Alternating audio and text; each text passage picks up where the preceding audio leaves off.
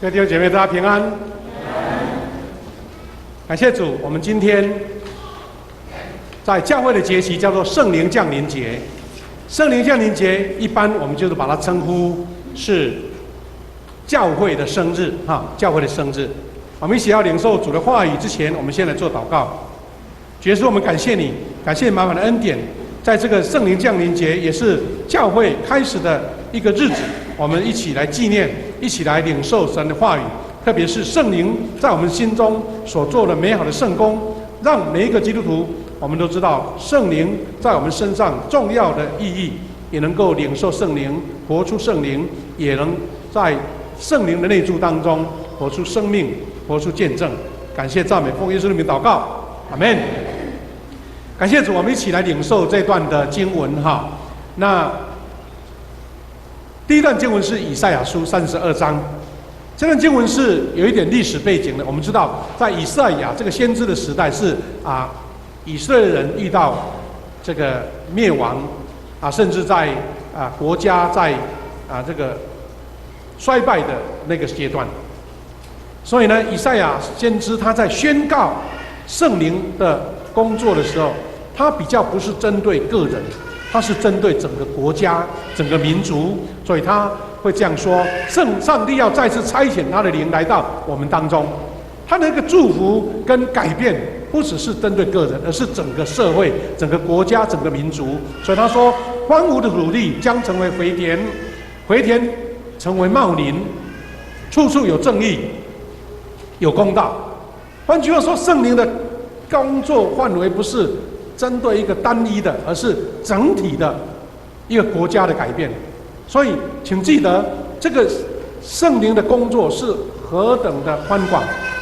换句话说，上帝在管制，上帝在管理这个国家，上帝在管理这个地球，都是在他的这个恩典当中所以他就讲说，那当圣灵在掌管这个国家的时候会怎么样呢？因为人人行为正直，他们将永远安居乐业。所以请记得，圣灵的掌权也跟一个国家有关，一个社会有关，一个人心的改变有关。当我们理解到这个时候，我们又回到以弗所书的5章17节到19节，这段经文就比较针对个人属灵上的领受保罗当时呢勉励以弗所教会，他说：因此不要做糊涂人，要明白主的旨意是什么。不要酗酒，那是会败坏人的，要被圣灵充满。我们会感到有时候读圣经会觉得说，经文是没有什么问题只是说为什么保罗会把酒醉的人、酗酒的人来对照圣灵充满？你一定会去了解，或是有一点那个好奇啦其实我们就可以从这边去找到上帝的恩典跟我们同在，他的能力在哪里？因为初代教会他们被圣灵充满的时候，被一些还不认识圣灵的人，或是排斥教会的人，他们会有一点耻笑、指责，或是我们台语说就是改亏的对，说你们这些人根本呢随便乱来，好像喝醉酒一样。那我们知道，这样差距是天差地远。但是那个外表的现象又有些类似，因为当时那些反对圣灵拒绝教会的人，他们说那群人很像喝醉酒一样不过你也知道，其实我们对酒这个东西他是说不要酗酒。事实上，圣经里面并没有反对酒。其实以前我们在领圣餐的时候都喝葡萄酒，不是喝葡萄汁那你也知道说，有一些想要追求灵感的人，他觉得喝1-2杯会感觉整个思想都很非常的活跃起来。我们也知道，在古代中国的那个诗仙有没有李白他平常好像蛮喜欢喝酒，喝完酒都会作诗啦但是其实我们不是说要靠酒来改变什么，但是酒它是本身会让你的整个那个血液循环非常的那个通畅但是酗酒就不对了。但是呢，他在讲这样的话，表示说我们即使看到那些喝酒的人有不好的行为，但是你不要这样也误会了。被圣灵充满的人，他们可以有外表的一些行为动作，但是他的领受就跟喝醉酒就差太多了哈。所以我们从这边就看到说，圣灵充满是要干嘛呢？是要用诗篇、圣诗、灵歌对唱，要从心底发出音乐颂赞主，向他歌唱。所以刚才我们在做敬拜赞美的时候，请你记得，你不是跟这一群敬拜赞美团在唱一首诗歌而已，是已经是属灵上面的交流了。借着音乐，神的圣灵会触动你。所以我们在几个礼拜前，朱瑞莲牧师来给我们做教导的时候，他有特别提醒说，我们就借着诗歌是情与如的敬拜，是跟神的沟通。你借着灵歌，也许是一个旋律，那没有特别的歌词，但是从心里面唱出这些诗篇呢，就是跟神祷告。上个礼拜，牧师呢有跟谢牧师去参加了那个张炳聪牧师哈，他做了一个圣灵的教导。他讲这一段，我觉得心中很受激励跟感动。他说：“你唱了灵歌，或是说了方言，别人听不懂，对不对？但是你跟神有一个密切的交通哈。”他说：“这是一个属灵的语言，有一点是怎么样呢？让撒旦魔鬼他要试探你的军情。”他不了解你跟神讲什么，就有一点保密的意思，像国防机密有没有？我们通了一些密码，那魔鬼撒旦要破坏你，他破坏不了。我觉得这样的属灵的歌唱跟方言，就是这样的能力，因为你跟神一个完全没有世上的语言能够沟通的，那连撒旦他也不了解你跟神讲什么。一个保护，一个圣灵的一个能力在你身里面，那这是一个非常好的一个诠释哈。各位弟兄姐妹，我们一起迎接今天这个圣灵降临节。那我在周报里面有简单写了哈，那牧师简单再补充一下，这很奇妙，就是说我们在新约里面圣灵降临节，包括耶稣为我们受苦钉十字架。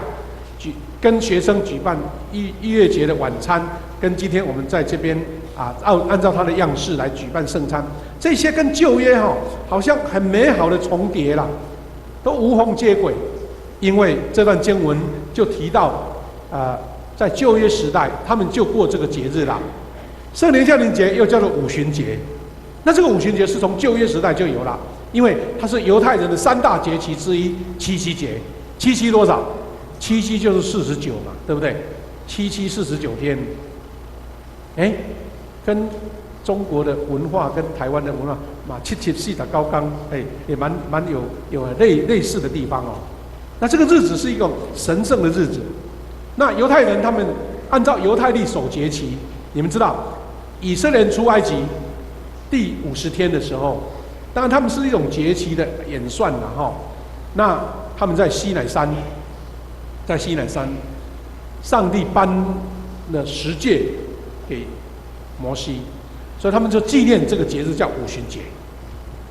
所以你会发现很奇妙，因为逾越节就是纪念以色列人被上帝拯救脱离埃及的苦难跟统治跟压迫，好了，平安度过红海，然后在50天之后，上帝就颁发一个新的10诫。换句话说，整个是神跟子民一个守约立约的日子，立那个约表示你们是全新的一群人了。就好像美国人呢，他们在200多年前脱离英国统治，他们怎么样证明他们是一个全新的国家？他们是奉上帝的名所设立的国家，就有一群非常聪明智慧的人来起草那个宪法。然后最后他们在那费城有没有一个纪念钟敲破的那个钟啊？他们在那边正式当时的13州的代表接纳了这个宪法，然后他们就宣告他们是美国的一个国家，是民有民治民享的，是按照宪法奉上帝名所设立的。然后他们就宣告美国成为一个新的国家，跟英国就已经不再有关系了。脱离那个统治，那上帝用10诫来宣告这群百姓脱离了埃及的统治，成为一个全新的国度，全新的属灵的百姓。那是非常重要的日子，所以他们叫五旬节哈。各位弟兄姐妹，我们教会就是按照新约的教会，就是按照这样的方式。圣灵降临节日期定在复活节后的50天，那也是耶稣升天后第10天，圣灵就来了。耶稣升天10天后，这些门徒他们在耶路撒冷等候。所以今年的复活节是4月21号，那749天50天之后就是6月9号今天哈。那我们稍微有一点这个尝试了解。那有关圣灵降临节，他的教导呢，耶稣应许写得很清楚。耶稣应许圣灵降临，要让门徒来得能力。使徒行传1章的4节到5节这样说：当他们在一起的时候，他吩咐他们不要离开耶路撒冷。他说：照我对你们所过的，要等候我父亲的应许。约翰用水施洗，你们要几天后要有圣灵的洗礼。耶稣告诉他们：你们不要急着了慌张的赶着要去做你们的任务，不要，你们就等一个特别的一个呼召，就是圣灵降临。我们也可以再一个回顾，门徒呢经历这50天是怎么经历呢？原先在圣餐的时候，耶稣在逾越节晚餐，你们看到怎么说呢？他要为彼得洗脚，彼得说不要，我的脚很脏。那耶稣说：你如果不领受这个，你就跟我无份了。那彼得说：那不要，我不止洗脚，我要全身都洗，对不对？那个时候还蛮热诚的。但是耶稣又在那个圣餐的那个逾越节晚餐说：在桌上这一群人有人要卖我。从那个时候，整个50天的改变，对门徒来讲是一个惊天动地的改变。因为那一天晚上，耶稣到客西马尼园祷告，门徒吓跑。那彼得跟着走的时候，遇到兵丁要来抓他，他还拿刀子来割了一个士兵的耳朵，但是被抓，全部都跑光了。然后耶稣就被审问，耶稣被钉十字架，耶稣死了，门徒就跑光了，就剩下那些姐妹，她不离不弃，在守望守候耶稣。然后到第3天，耶稣复活了，也是妇女看见耶稣不在坟墓里面。这些门徒经历了惊慌逃跑，不敢跟随耶稣。然后耶稣再重新对他们显现的时候，圣经记了很多例子了哈，包括以马忤斯，有没有？门徒在经过的时候，耶稣出现，他不了解他是谁。那彼得很多门徒又跑回去当抓鱼的，好像经过3年的一个大翻转，又回到原点了。你一定感觉到说，我们有时候做事情做了一大堆，到最后没有功效，重来，哇，多累啊！所以耶稣明明清楚知道，这一群学生如果靠自己的能力、经验跟自己的意志力，根本做不了事。所以他就说：你们等候，我要应许你们要受圣灵的洗。那这段经文就是我们比较熟悉的、常常读的1章8节，我们一起来读这一段经文好不好？预备来。充满着能力，要在耶路撒冷，甚至到天涯海角。好，耶稣说：你们要被圣灵洗，你们要得着能力。各位，我们都很清楚，耶稣讲的圣灵的能力，不是让你只是像醉酒一样这样子动作不稳定甚至倒下去，不是那个外在的形式。耶稣说：你们得能力，就是为了为主做见证。这个为主做见证，看来一句话很简单，对不对？就是在讲这群学生为什么当初跑来跑去都跑掉了，又回到去抓鱼了，因为他们根本得不到一个核心的价值跟能力，说我这个为主见证是多么荣耀的事情。所以耶稣说：你们要有能力为我做见证，这个是最主要的部分所以呢，经文的教导第2个段，我们也接续下去。五旬节的时候，真的圣灵来了，就耶稣升天10天后，他们在耶路撒冷迎接了圣灵，他们就开始讲方言、传福音。换句话说，原先得能力的传福音的能力，这个能力是看不见，是一个广大的能力。但是当他们那一天圣灵真正降临的时候，他们又遇到了这些外显的一些表象。他们在五旬节那一天，门徒都聚集在一个地方。他说：“忽然有声音从天上下来，那个就是看得见的哦，听得见的哦。声音来了，有大风刮过的声音，而且说充满它，坐着整个屋子。又看见像火焰的舌头散开在每一个人身上。好，这些都是看得见的表象。换句话说，圣灵的降临，有些时候是你看得见、接触得到。但是当然，这一切是他们那一些门徒在室内看见的。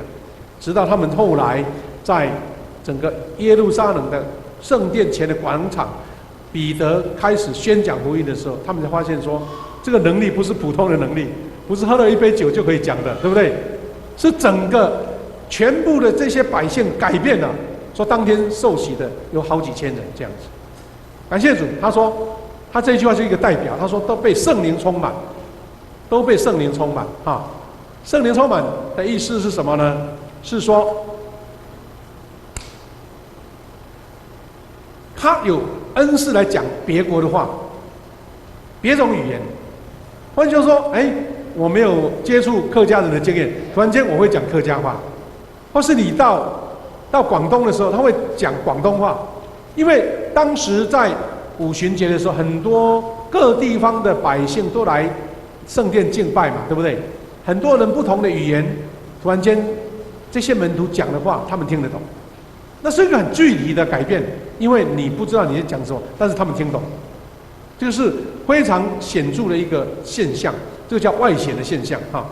好，那我刚刚给大家看就是说，很多基督徒的画家、艺术家，他们就对圣灵降临节有一些很特别的图片的表现，这是比较属于东正教的东正教的一个形式，艺术形式，就是圣灵从天上像鸽子一样，而且那一些很像有一种分叉的火焰的舌头降临在每一个人头上就是在描述当时圣灵降临的时候那种画像有一张不同的画像像这个也比较古典的这个图画，那这个比较近代的比较写实的具体的，你看每一个人的动作姿势都不一样，因为被圣灵感动，有的被击倒了，有的躺下来了，因为那种感觉不是那种故意奇形怪状，是领受那种感觉是非常舒服的。所以当你还没有领受到，你在观察别人有圣灵感动的时候，或是被圣灵充满，先不要下定论说这一群人奇奇怪怪的做些什么奇怪的事情，其实是真的领受到圣灵感动那种感觉，那个喜乐那这个就是比较具体的画了每一个人头上都有一个火焰那这是比较现代的图画圣灵呈现的这个情况。那最后牧师要引用我们在这次圣灵这是门徒学校的时候，有一课第8课讲到说，你们要被圣灵充满。那其中有几段觉得在这个时候分享给大家复习一下没有参加门徒训练的，你可以感受到那这段话是什么呢？他在讲圣灵到底是谁啦？你说圣灵我们平常不是讲上帝耶稣吗？为什么要有圣灵？他在整个历史的教义或是教理，或是我们的更正教，我们说的属灵的传统，就已经认定了圣灵就是三位一体的一部分，圣灵上帝。所以圣灵是一个有位格的上帝。什么叫位格呢？就是它本身是一个有身份的，不是附属的。所以哥林多后书13章14节这样说：愿主耶稣基督的恩惠、上帝的慈爱、圣灵的感动，常与你们众人同在。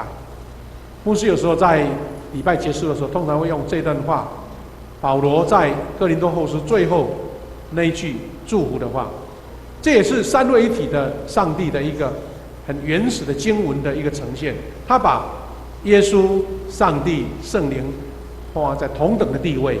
那也是我们后来整个教会历史在经过几百年的一些讨论一些经验经历之后，就认定了三位一体这个教义。那圣灵就是有位格的上帝。第二个，圣灵是与我们同在的保惠师啊。约翰福音14章16节到17节，耶稣说：“我要祈求父亲，他就赐给你们另一位慰助者，永远与你们同在。”那关键在于慰助者，而且是永远与你们同在。圣灵降临之后，他就没有离开了，他就永远在我们当中，跟我们一起生活。那这个同在不是一种我们一天见面几个小时，或是我们礼拜天才见面，是圣灵一直永恒的在你们当中。那这是个非常重要的一个信仰。那既然他永远跟我们同在，你为什么感受不到圣灵呢？这也是我们为何要让圣灵在我们身上动工的重要的一个因素哈。所以耶稣说，这个圣灵是永远你们同在。他是什么样的神的恩典？他说他就是真理的灵，世人不接受他，因为他们看不到他，也不认识他。不过他说你们认识他。耶稣一直在教导说要差派圣灵来，所以你们认识他，因为他在你们的生命里面常与你们同在。请记得这个是耶稣说的，不是牧师描述的。说牧师根据自己的研究说，圣灵会这样子哦，是耶稣说的，说他要在你们的生命里面，他要跟你们同在。感谢主，我们因为有圣灵同在，我们的整个属灵的多样性就来了。圣灵是给你智慧，是给你启示，是给你很多很多的教导。好，第三个，圣灵是我们生命的动力。约翰福音7章38节到39节说：“信我的人，就如经上所说，从他腹中要流出活水的江河来。”耶稣这话是指着他信他的人要接受圣灵说的。那是一个非常奇特的改变。我们的人体呢，竟然有活水会来。你怎么制造活水？我们医生都知道说，平常我们就不要胃食道逆流就很好了，对不对？最近吃粽子要少吃一点，不然的话，粽子里面会产生很多腹中的毒气会打嗝会不会有那个酸水会跑出来？哪里有什么活水？圣灵要像这样子，让你的身心得改变。它的象征什么？让你身体这个部分领受圣灵的时候，你这个全新的能力、全新的生命的力量、全新的智慧，我们要领受这个。感谢主，我们一起要分享说，我们从圣灵得到他的内住，因为他说要在你们生命里面嘛，他要住在你们里面。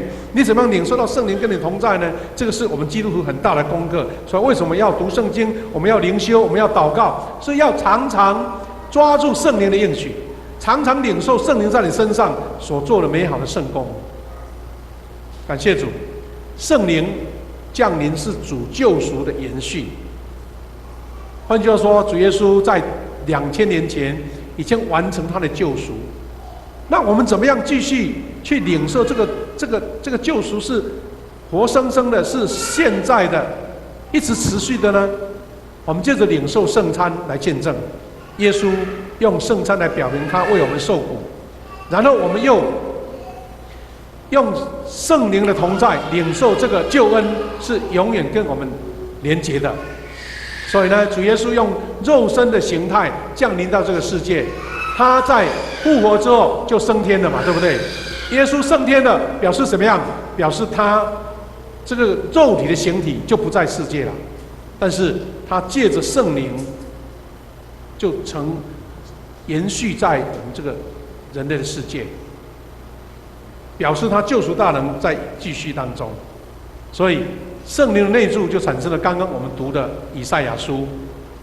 他说，当圣灵在管理这个世界的时候，管理这个国家的时候，他说会改变这个社会，社会人心要得改变，人人行为正直，永远安居乐业，而且处处有正义跟公道。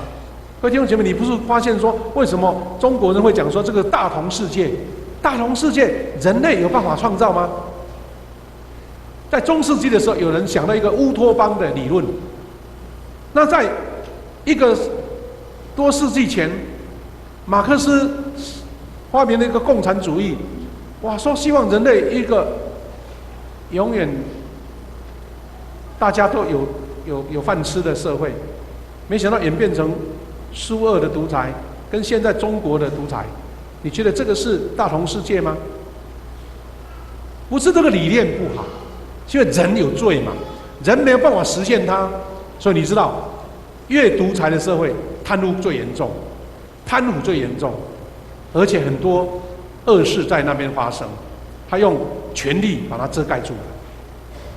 所以我们不要觉得说台湾吵吵闹闹，吵吵闹闹才是幸福了，因为大家有事情都可以讲啊，那你不能讲就麻烦了。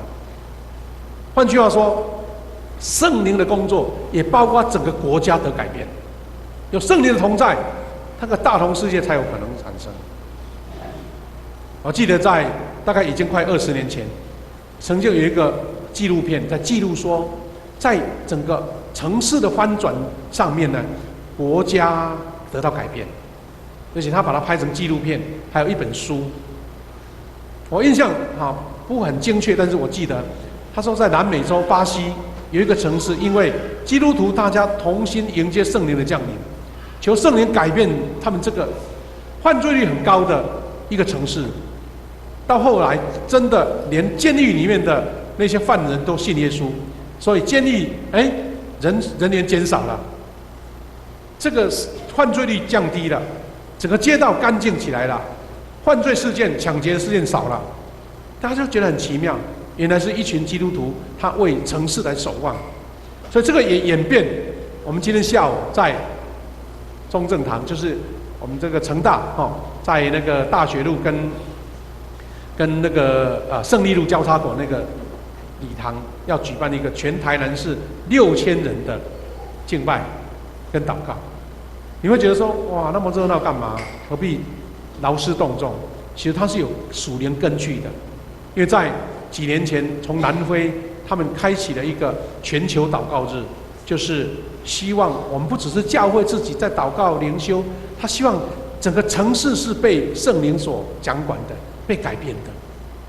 所以很期待下午你如果没有什么特别节目，你要去哪里逛街，干脆到我们的那个体育馆一起5、6千人一起敬拜神那边他有一个地图，他有特别规划一个区块是长老教会的如果很多位置都是灵粮堂啦、台南圣教会啦长老教会只是牧师去而已，太漏气了，对不对？它有一个区块是给长老教会去的。我们台南市至少有五六十间教会长老教会那希望你就是代表那我们要一起为国家、为城市来祷告。在非洲的乌干达，比较年纪大一点，知道说当时有一个很奇怪的总统叫阿敏，他竟然还有那个野蛮民族的习俗，还会吃人肉。冰箱里面有人肉，你知道？这故事你听起来会觉得很恐怖。后来这个国家，整个国家沉沦了，因为连总统都这样子嘛。他们的国家艾滋病好多，他们的一些犯罪事件几乎有点类似要灭种灭族的地步。乌干达的教会很多基督徒觉得说这个不行，我们的国家快被灭亡了，他们就兴起一个悔改的行动。祷告的行动，为国家祷告的行动，慢慢，在几年前，这个国家开始翻转。他们的总统正式承认说，我们得罪了上帝，求上帝怜悯赦免，然后整个国家慢慢改变，经济也改变整个犯罪率也改变，吸毒的这些都完全的被改变。早前有几年前，还有一位乌干达的牧师，他参与这个圣灵更新运动的牧师来到台湾来宣讲他们怎么样改变这个国家。所以我们台湾呢，在这一段时间也其实领受了很多不同国家他们的属灵的经验。那你知道我们现在台湾的教会不只是个别教会的成长它是希望整个城市、整个地区的教会都翻转。那也是造成现在很多教会传福音非常的热切的原因好，那另外就是个别的我们在以弗所书保罗所讲的是个别的改变。以弗所书5章17到19节这样祷告说，要活出光明的子女，要得上帝喜悦，要领受圣灵的充满。显出美好的品性，而且凡事赞美感谢上帝。这些是什么呢？这些是为了要让上帝得荣耀，个别的属灵的改变啊。那段经文我们就不读了，时间的关系啊，17节到18节我们的经文里面都有了。最后牧师要跟大家分享的就是说，我们要借着圣灵的内住动工来活出基督。那我们的门徒训练的手册里面有这样讲这几点，牧师来做一个分享。圣灵充满跟内住是什么意思呢？圣灵的充满跟内住是什么意思呢？就是像被圣灵管制的外显现象。刚刚牧师已经提过了，使徒行传2章2到3节，他们在里面不只是圣灵悄悄的来了，而是像有大风吹，有舌头如火焰显现在个人身上，有震动有声响的不是安安静静的所以这个是比较做圣灵的内住是一种外显的现象。那另外一种是生活的模式的改变。罗马书8章5节说，因为随从肉体的人体贴受肉体的事，随从圣灵的人就体贴圣灵的事。因为你跟随了圣灵，你就按照圣灵的旨意来走。加拉太书的5章25节，我们若是靠圣灵得生，就靠圣灵行事；靠圣灵得生，就靠圣灵行事。感谢主，我们因为愿意跟随圣灵，愿意接纳圣灵，圣灵就引导你成为一个有见证的基督徒。所以各位弟兄姐妹，最后我们要一起领受的一个简单，把它做一个归纳整理啦。其实我们圣灵充满，就是耶稣住在里面。我们一直会有一种感觉上的一个切断。你说我信了耶稣，我接受耶稣，耶稣你在我里面，那是很正常。为什么还要圣灵在我里面？为什么耶稣在我里面不好吗？我们如果把它做一个连结了，耶稣的灵在你里面，你就不会说分耶稣分圣灵了。因为我们知道说，耶稣他当初在降临在世界是一个个体的，是一个肉体的，是一个看得见的，但是圣灵看不见。所以耶稣他升天了，他的灵在我们当中，那你就不会感到有一种格格不入，不清楚。所以圣灵充满是另外一种道成肉身。我们知道耶稣在世界就是道成肉身嘛，但是圣灵他不降临在一个耶稣一个个体身上，圣灵愿意在每一个愿意接受耶稣迎接圣灵的人。所以你的身上多么渴慕，你的身上有没有领受，就像耶稣当初领受圣灵一样，你的道成肉身也在你身上。那一天听到张炳聪牧师他讲另外一个，他说我们领受圣灵有一种比喻啦，比如说你的杯子很浅，你倒水进去没几cc就满出来了。但是当一个基督徒他的属灵生命更深切的时候，哇，你的杯子就很深哇，水要倒很多才会满所以你产生的能量就大。所以有时候有一些刚信主人，他会领受比较清楚的圣灵的感动，因为那个杯子很浅，他马上就感受得到。但是你的灵命更深入的时候，他的圣灵的活水会倒得更多，那个属灵能力就好像我们说这个深藏不露的感觉，不必靠外在的这些形式。所以期待我们每一个人都活出基督徒有耶稣基督的样式，因为圣灵要引导你。期待我们在圣灵降临节的时候，更认识圣灵，更接纳圣灵，而且靠着圣灵来赢过一切的诱惑，也能够靠着圣灵来得到智慧跟能力，为主做见证。我们一起祷告，预备要来领受圣餐。耶稣，我们感谢你，一起在你面前学习圣经的话语。耶稣，你应许圣灵，也让圣灵在我们当中做了美好的圣工。主感谢你，让我们跟着圣灵走，因为圣灵要带领我们活出从我们的腹内活出这个活水的江河，也让我们在生命当中处处见证神的同在。我们要得着力量、生命的能力，为主做见证。我们要一起领受圣餐，求圣灵亲自跟我们同在，让我们借着圣餐见证主耶稣的救恩。祷告，奉耶稣基督的圣名，阿们。